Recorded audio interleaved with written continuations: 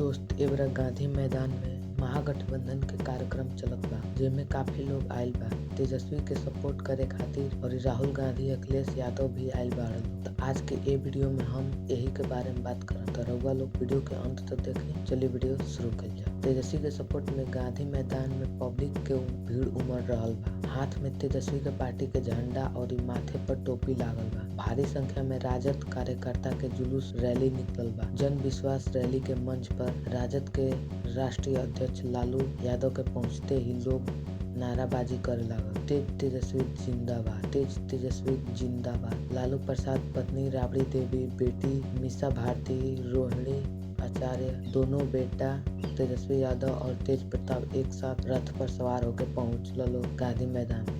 राज्यसभा सांसद मनोज झा कहना की भीड़ बताओ ताकि जनता एनडीए सरकार से परेशान हो गई बा। पूर्व विधानसभा अध्यक्ष राजद नेता महेश्वर हजारी जम के एनडीए सरकार पर हमला कईन। उ कहना कि आप सभी लोग आगामी चुनाव में महागठबंधन के वोट दी और नरेंद्र मोदी के सरकार के उखाड़ के फेंक दे। और कहना कि तेजस्वी यादव पिछला 17 महीना में उ काम कर देना जौन कबो एनडीए सरकार 17 साल में ना कर पैला। पीएम मोदी के दूगो